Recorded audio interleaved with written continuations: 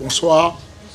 Bonsoir. On ne va pas récompenser des personnes qui ont joué la sécurité, même si ça se termine bien. Le dernier combat, qui est censé être le meilleur combat de la soirée, selon moi, c'est le main event. Parce qu'il y a eu deux combats qui m'ont impressionné. Le combat des poids lourds, d'un côté, pas très technique, pas très académique, mais il y avait du spectacle. On a vibré.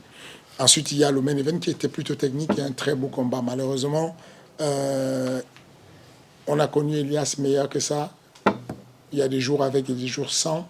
Je pense que le Elias qu'on a eu aujourd'hui n'était pas celui qui a son A-game. Et je pense qu'on le reverra avec... je suis impatient, moi, en tout cas, de le revoir sur un combat sur Ares pour qu'il puisse s'exprimer complètement. Donc, on a ce réveil où il y a la notion d'urgence au dernier round. Et il y a une belle bataille. Mais on ne peut pas oublier que sur les 4 premiers rounds, ça a été assez passif. Et donc, on n'a pas trouvé utile d'encourager ça. On va encourager l'envie de finir rapidement le combat. Et quand il y a les deux qui veulent finir un combat, forcément, des fois, forcément, ça crée un combat de la soirée. Les bonus, c'est la soumission de la soirée, c'est Topal, Yunusov. Le combat agressif de la soirée voté par Twitter, c'est Mossab. Et puis, on a un autre bonus qui n'était pas compris. Il n'y a pas de combat de la soirée. Il y a un autre bonus qu'on a créé, qu'on a donné pour récompenser l'agressivité, mais de quelqu'un qui n'était pas sur Twitter, qui n'est pas souvent... Je pense qu'il n'a pas une belle communauté sur Twitter, c'est Youssouf Binaté. Donc voilà les 3 bonus qu'on a. J'attends les nouvelles du jeune Brésilien qui s'est fait mal au genou sur le combat de Youssouf Binaté. Je pense qu'il est encore il est encore en consultation. Mais à part ça, il n'y a pas de blessés graves, il n'y a pas de tout s'est bien passé. On a eu une soirée moins remplie que d'habitude, 2800 spectateurs. Et puis voilà. Qu'est-ce que je vais dire de plus vaut mieux qu'on aille sur les questions. On commence par une première question. N'oubliez pas de dire le nom de votre média. Bonsoir Fernand, Tom pour Staperform. J'ai vu pendant la soirée que tu as tweeté que Virgil Eugène était un problème pour les 84 kilos. J'ai l'impression qu'on a un problème avec Tourpal chez la Creek aussi. On a beaucoup de problèmes finalement. Mais ce sont des beaux problèmes. Oui, Virgile m'impressionne beaucoup parce que c'est pas facile. L'adversaire qu'il avait, Sukuna, est compliqué, même si c'est pas visible comme ça. Il est très compliqué physiquement, il est dur. Et Virgile a toujours trouvé une solution. Il a été intelligent et voilà. Je pense qu'il va être.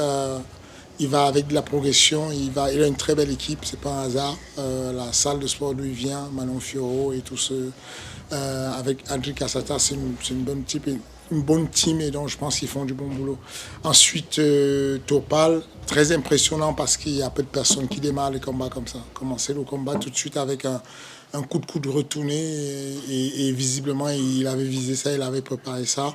Derrière, il rate il touche plein pot mais c'est pas un KO. Et tout de suite il va finir. Je ne sais pas si on peut avoir plus...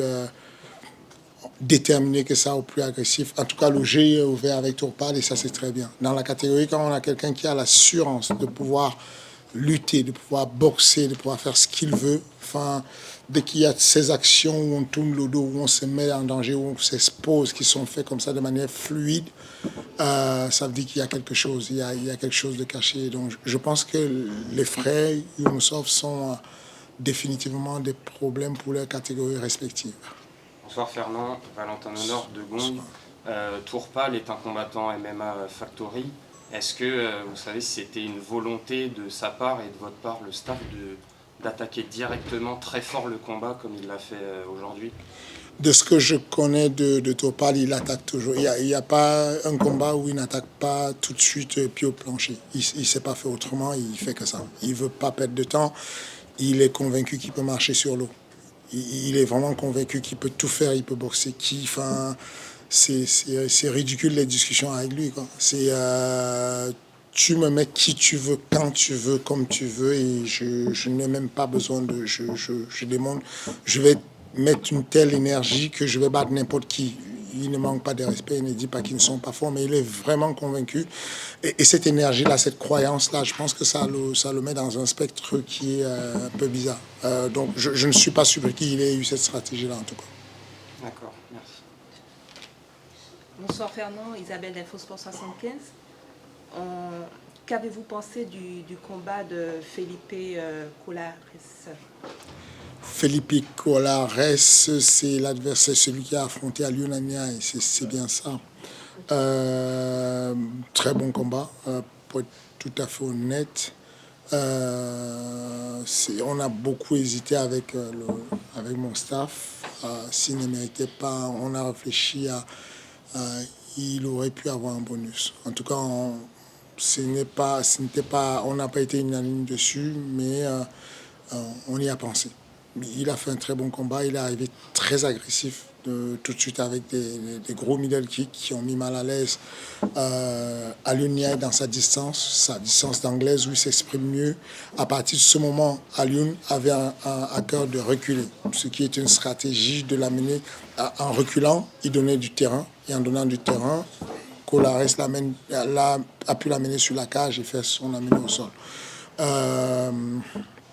Voilà, je pense que c'est deux grands combattants et que c'est d'ailleurs pour ça qu'on a hésité, c'est que il y a eu des soumissions certes plus brillantes, mais comme il a fait cette soumission-là sur un adversaire qui était capé à Lyon, c'est quelque chose, on a hésité à un moment donné. Artistiquement, ça a beaucoup derrière, c'est pour ça que je suis en retard là, parce qu'on a discuté longtemps dessus. Mais c'est un combattant que j'ai envie de revoir. C'est beaucoup d'expérience. Il sort de l'UFC, c'est pas un hasard. Et j'espère le revoir sur Ares. Bonsoir, Pierre The Goat, MMA Boxing. Avec la prestation de ce soir, est-ce que Turpal peut envisager un titre bientôt? Turpal a un titre, oui, c'est possible si on n'a pas ce blocage de... C'est toujours la même situation. Vous, les médias, on compte sur vous pour porter le message que les promoteurs, les entraîneurs, les managers posent tout le temps. C'est de dire que au bout d'un moment, quand on a un jeune comme Turpal qui est en train de décimer tout ce qui est autour de lui, peut-être il est temps d'envisager qu'il y ait un collège d'experts qui lui permettent de combattre quelqu'un qui a plus de 10 combats afin qu'on voit c'est quoi ses limites, qu'on le stoppe. Donc, bon, moi, vous me posez la question, je pense que c'est quelqu'un qui va poser beaucoup de problèmes dans sa catégorie. D'ailleurs, aujourd'hui, on a découvert un autre jeune dont je ne me rappelle pas tout de suite le nom, mais qui a fait un excellent combat et qui vient de la team Michel Froissart. J'ai trouvé... Est-ce que j'ai son nom là, que je ne dise pas n'importe quoi, mais c'était fantastique ce qu'il a fait. Je parle bien entendu c'était pas Coleman, non, c'était sur le tout premier, c'était El Massa. Non, Mimbatirov. Excusez-moi, Mimbatirov m'a impressionné. Il m'a impressionné parce que c'est dans cette catégorie-là, il arrive, il a un gros physique, il a un style très percutant, très agressif debout et en même temps il est capable d'aller faire des dégâts au sol. Je suis persuadé que ces jeunes ont la possibilité d'aller chercher la ceinture, mais il faudrait qu'on débloque ce problème de la régulation de la fédération.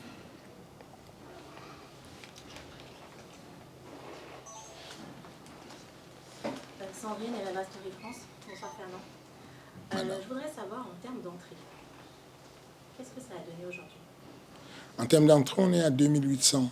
On est en dessous, je l'ai dit en tout début de présentation, on est en dessous de ce qu'on a souvent eu. On va dire que c'est beaucoup moins... Enfin, on est clairement sur une Fat 4 où il y a eu moins d'entrées. Mais ça ne nous étonne pas. On sait à peu près pourquoi.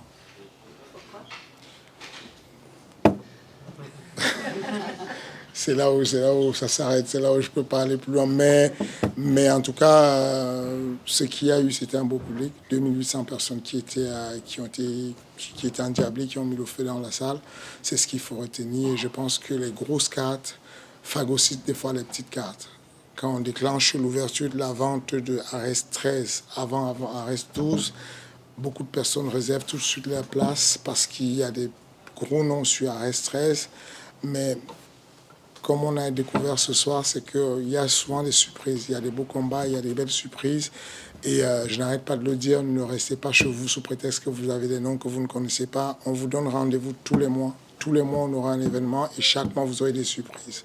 Moi, je suis encore surpris quand je vois certains jeunes combattre. Et je pense que si on aime le spectacle, on peut se donner rendez-vous tous les mois et c'est une bonne chose. De toute façon, visiblement, il n'y aura pas ce problème pour le prochain Ares, puisqu'il y a un réel engouement déjà sur cette carte. Oui, Ares 13 est déjà quasiment sold out. Ares 14 vendu à moitié. Ça va très vite. Maintenant, j'espère juste qu'on va continuer à développer cette consommation de masse qui fait que quand l'UFC arrive en France, on a 17 000 personnes, 250 000 personnes qui s'inscrivent, qui veulent aller regarder. J'espère juste qu'on va continuer à développer ça et que le public ne va pas attendre que des grands noms, mais qu'on puisse avoir systématiquement tous les mois des personnes qui se donnent rendez-vous pour encourager les gens qu'on est en train de créer. Ces jeunes-là sont le futur. On a eu Taylor Lapillus qui a sorti une grosse performance il y a quelques temps. C'est fini, il est parti à l'UFC. Il faut qu'on continue à développer la jeunesse. Aujourd'hui, on se rend compte combien de fois Demarté est fort parce que contre Taylor, on l'a vu éteint, mais là, avec la performance qu'il a fait ce soir, quand on sait qui est Elias Boukhzédan, on se rend compte de ce qu'il est capable de faire. Donc, encouragez-nous à développer ces jeunes-là, à créer ces nouvelles stars, au lieu d'aller importer des stars, qu'on fabrique des stars françaises pour que le MMA français brille. Merci beaucoup. Bonsoir Fernand, Abderrose Arca, Sports. Un peu dans le même élan que ma consoeur, on a une petite bande-annonce de ce qui va nous attendre le 9 mars. À quel genre de combat dans ce main event, à quel genre de combat est-ce qu'on doit s'attendre? Et au-delà du sportif, à quel genre d'événement est-ce qu'on doit s'attendre? C'est un événement qui a une double vitesse. La première vitesse, c'est le main event qui est quelque chose de très sportif, où on aura la crème de la crème. Aujourd'hui, Damien Lapillus, on ne présente plus, c'est solide. Face à lui, il y a un Brésilien qui est un vétéran de l'UFC. On a vu qu'il était accompagné de Rodriguez, qui vient d'être couronné champion dans la catégorie de featherweight. Il y a à peine quelques jours à l'UFC qui était là, qui le coach en ce moment. Et les gars se préparent, ils sont déterminés, ils sont résolus à gagner ce combat parce qu'ils veulent retourner à l'UFC. Damien est déterminé à gagner le combat parce qu'il n'a pas perdu espoir et qu'il veut faire les bonnes choses. Donc, je pense que sportivement, on va être régalé. Ensuite, il y a une pléiade de combats et surtout, il y a un combat du peuple qui est celui entre Daniel Lenti et puis Mathias Ragnar, parce que, mine de rien, qu'on le veuille ou pas, qu'on soit pour ou contre, la réalité, c'est que le développement du sport passe par la pratique de masse, par la consommation de masse de la discipline. Et il n'y a rien de mieux que quelqu'un qui vient d'un monde tout à l'opposé de tout ce qu'on voit. Okay? Il n'est pas combattant à la base, il est comédien, il est acteur, il est dans un autre monde. Et toutes ces personnes qui le suivent, qui ne connaissent pas du tout notre sport, vont apprendre à le connaître. C'est ça qu'il faut comprendre. Ce qu'il faut comprendre, c'est qu'aujourd'hui, quand les gens ne comprennent pas la direction vers laquelle on va avec le développement du sport, notamment les droits, les médias, les droits télévision, quand on va signer un contrat avec Canal+, il y a 9 millions d'abonnés sur Canal+, qui font le foot, qui regardent le foot, qui font autre chose, qui vont découvrir, qui découvrent tous les week-ends, tous les mois le MMA. Et c'est ça qui fait qu'on a un crossover qui va permettre que ça se développe. Donc, vous voyez plus tout ça différemment. Les règles de MMA ne changent pas. C'est monsieur Mathias qui va devoir s'adapter. Il va passer de son métier de comédien au métier de MMA. Il se rend compte en ce moment combien de fois c'est difficile. Et peut-être il va encore l'apprendre d'une manière très difficile le 9 mars. Ça ne bouge pas, c'est lui qui vient dans ce monde. Et on n'a pas le droit d'interdire à qui que ce soit qui vient ailleurs de faire ce métier s'il est dans les règles de ce qu'on fait. Donc ce crossover, pour moi, je trouve comme une bénédiction pour le développement du sport. Et donc, voilà, ces deux dimensions, la dimension sportive d'un côté, la dimension culturelle et puis surtout l'expansion du MMA de l'autre côté. Je vais avoir 2 dernières questions, s'il vous plaît. Je t'en prie. Pico pour Radio MMA. Du coup, j'ai 2 questions, parce que je suis arrivé un peu en retard. J'avais dans l'idée que Turpal allait avoir un double bonus. Dans le combat, le combat ou l'agressif, le combat le plus agressif de la soirée, plus la soumission de la soirée. Qu'en est-il de cette idée? À première vue, honnêtement, pour être tout à fait sincère, c'est que j'étais de notre collège de personnes qui décident, j'étais pour.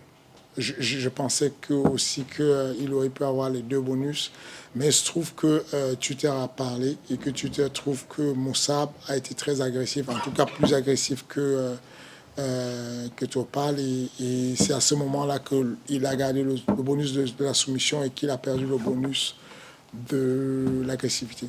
Mais c'est un bonus qui est voté essentiellement sur Twitter, et Twitter a décidé que c'était Moussab. Ok. Donc ma deuxième question va se décliner en 2 parties. À quand le retour d'Ares en Afrique? Et en même temps, je vois qu'en 2024, il y a des collaborations dans des grosses salles qui vont arriver. Donc du coup, je me dis, le retour d'Ares en Afrique, il va peut-être s'éloigner, mais peut-être que les deux vont se faire en même temps. Qu'en est-il de ça aussi? On voudrait faire les 2 en même temps. À partir de 2024, on s'exporte. À la fois en province, mais aussi à l'étranger. On est déjà en train de travailler avec la Côte d'Ivoire, c'est assez avancé. On est en train de travailler avec le Cameroun, c'est aussi pas mal avancé. On a des autorités locales qui nous soutiennent et qui nous donnent des coups de main en mettant la main à la poche, pour être tout à fait honnête. Et à côté de ça, on a des collaborations avec d'autres grosses ligues qui veulent aller en Afrique et qui ont besoin qu'on fasse une co-organisation pour qu'ils puissent avoir la légitimité en Afrique. Donc c'est sûr que sur l'année 2024, nous on a la direction, on a la volonté d'aller en province et puis à l'étranger en commençant par l'Afrique.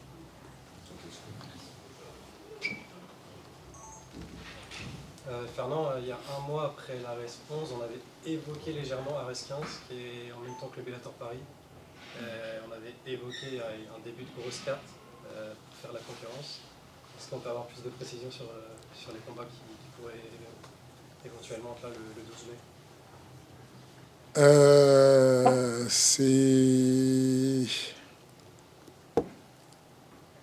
Il y a des...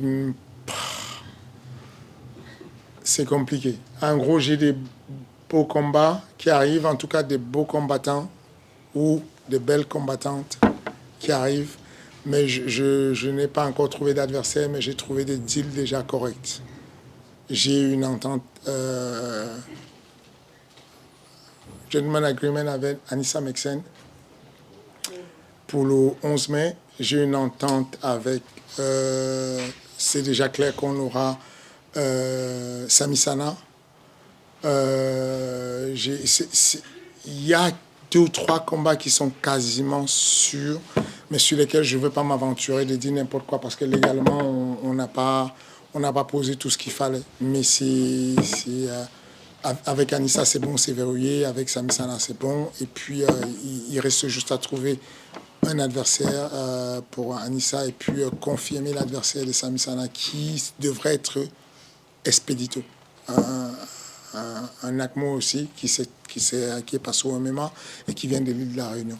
Voilà ce qu'il y aura. Ensuite, si Ragnar n'est pas mort, il sera là le 11 mai pour son 2e combat.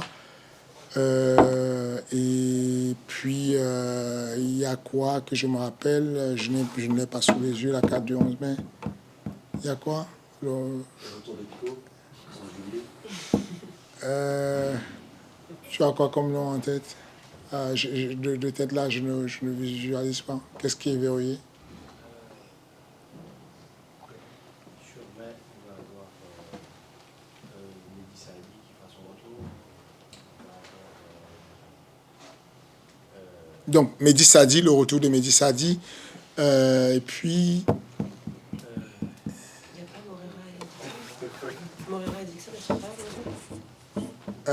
Mélissa...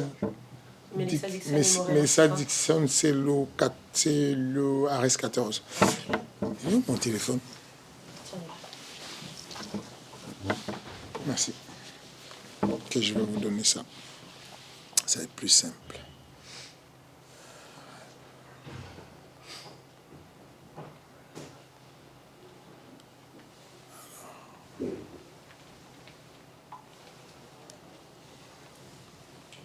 Je viens d'avoir Christopher Jacquelin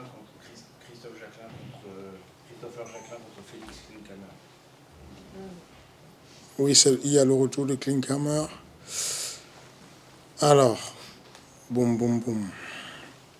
Asia Miri revient. Ensuite, on a Massinissa, c'est un poids lourd kickboxer qui représente l'Algérie. On a qui d'autre? Youssouf Binati qui est déjà programmé dessus. Il y a Azamat, Aboukanov Azamat, c'est un jeune qui a 18-19 ans, qui est un jeune lutteur qui a été plusieurs fois champion de France, qui va faire ses débuts. Je pense qu'il a un bon futur. Et puis il y a le retour de Benjamin Seik, en poids lourd. Il y a Sami Sana, ça s'est dit. Il y a Topal qui est prévu dessus. Topal Younoussov, bien entendu. Mehdi Saadi. Non, il est déplacé. Il est en juin, lui. Teddy Violet en juin. Ça va être bien, ça.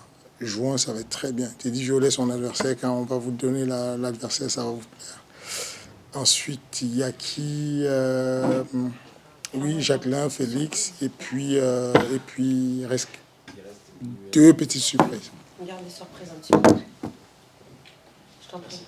Denis. Bonsoir Fernand, Denis pour D-Sports Content. Tu en parlais tout à l'heure, le combat entre Ragnar Le Breton et Daniel Lantier. On a eu un petit avant-goût ce soir avec le face-à-face. Je voudrais juste revenir sur le premier combat de Ragnar Le Breton qui s'est fait en Suisse. La question est simple, ça s'est fait un petit peu en sous-marin le combat. Pourquoi? Et pourquoi face à Xavier Le Sceau qui est son partenaire d'entraînement? Sous-marin, non. Sous-marin, c'est quand on fait quelque chose qu'on cache. En gros, tout ce qui... Les gens se comportent comme si regarder cet événement-là, c'est dû. Ce n'est pas dû. En gros, Canal Plus verse l'argent pour avoir les droits. UFC Fight Pass verse l'argent pour avoir les droits. Il n'y a personne qui a versé quoi que ce soit pour avoir les droits de Ragnar au HFC. On est d'accord? C'est que c'est juste un promoteur qui s'arrange avec l'agent de Ragnar et qui dit, bon, mettons-nous d'accord, on va faire cet événement à huis clos parce qu'on conserve les droits dessus. Et ces droits-là sont des droits qui sont la propriété, puisqu'à partir de maintenant, Ragnar Mathias est le combattant de Ares. Ares veut conserver la primeur de le voir combattre sur le territoire français. Ce qu'on a eu là aujourd'hui, d'avoir Ragnar qui monte dans l'octogone face à Daniel Lanty, c'est une priorité française. Il n'y a pas de raison que parce qu'il y a quelques curieux qui n'ont rien payé, à qui on ne doit rien, qui disent on a envie de regarder, on veut voir ce qui s'est passé. Non, ils n'ont droit à rien. S'ils avaient droit, ils s'aidaient à aller en justice. Ils n'ont droit à rien. On va leur donner au moment venu ce dont ils ont droit. Ils auront droit quand ce sera sur le 9 mars. Donc c'est tout. C'est juste qu'on enlève, tout s'est passé normalement, juste qu'il n'y a pas la télévision. Et la télévision, c'est pas un dû, c'est quelque chose qu'on vous donne si vous avez les droits. Et du coup, juste par rapport à son prochain combat le 9 mars, pourquoi Daniel Lantier? Comment s'est fait le matchmaking? Est-ce que c'est pas un trop gros adversaire déjà? On a beaucoup réfléchi dessus avec l'entourage de Mathias, avec lui-même, avec le matchmaking d'Ares. L'idée, c'était de trouver quelqu'un qui tienne la route, mais qui ne soit pas un très gros manchot à mâcher. L'idée, c'était de trouver quelque chose d'équilibré, où on ne sait pas ce qui va se passer. Là, il y a un suspense pour tout le monde, y compris moi. Moi, je suis le premier, je me dis, qu'est-ce qui va se passer ce jour-là? Est-ce que Mathias va bugger? Est-ce qu'il va faire ce qu'il apprend? Est-ce qu'il va s'en sortir?